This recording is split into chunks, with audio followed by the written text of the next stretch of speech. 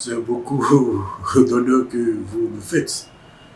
Je suis peut-être une personnalité, j'ai surtout servi la République grâce à l'État béninois qui m'a donné les moyens d'avoir la formation, la culture que j'ai. J'aurais pu rester à l'étranger pour continuer ma vie, mais j'ai préféré venir servir mon pays. J'ai eu la chance d'avoir assumé des responsabilités aussi bien en tant qu'enseignant qu'en tant qu'acteur de la vie politique pour contribuer à l'émergence de la démocratie et du renforcement de l'état de droit dans mon pays. Mes vœux sont des vœux permanents. D'abord la paix. Si nous n'avons pas la paix du cœur, si nous n'avons pas la paix dans le pays, aucun de nos projets ne pourrait aboutir. Vous voyez les pays qui sont aujourd'hui en guerre, en violence, en Afrique, je parle de la RDC, je parle du Soudan et autres, on ne peut jamais vivre en sécurité, on ne peut jamais conduire jusqu'au bout son projet.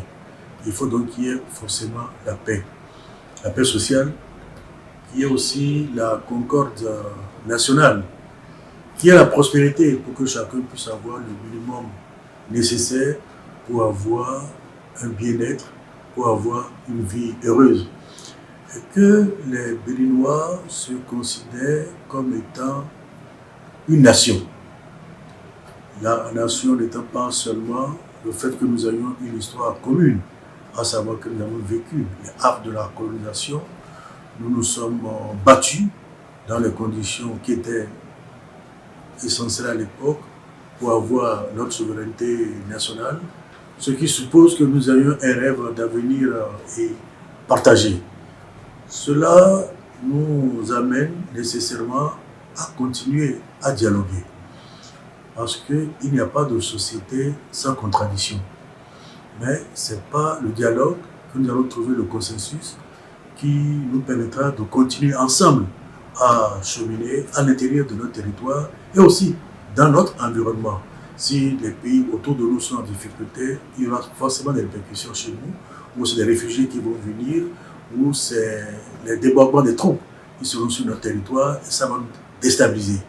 Je souhaite également qu'il y ait la stabilité des institutions et que nous respections les exigences de l'état de droit et de la démocratie.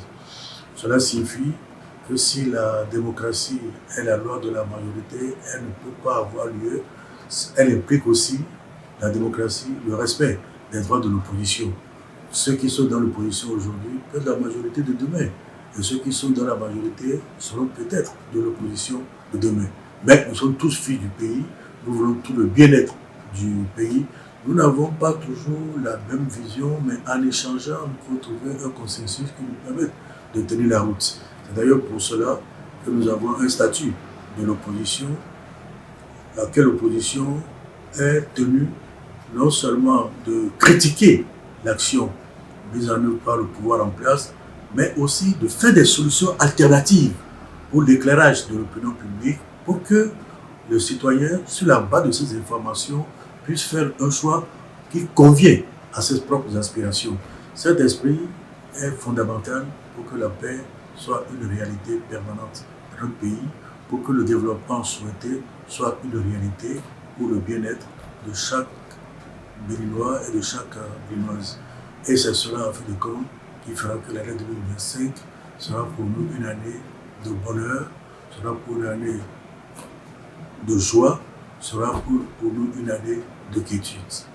Il est vrai, c'est des vœux, mais ce sont les actes que nous poserons qui permettront à ces vœux de devenir une réalité. Et je souhaite qu'il y ait cette volonté de transformer ces vœux en réalité pour la préservation de la quiétude nationale.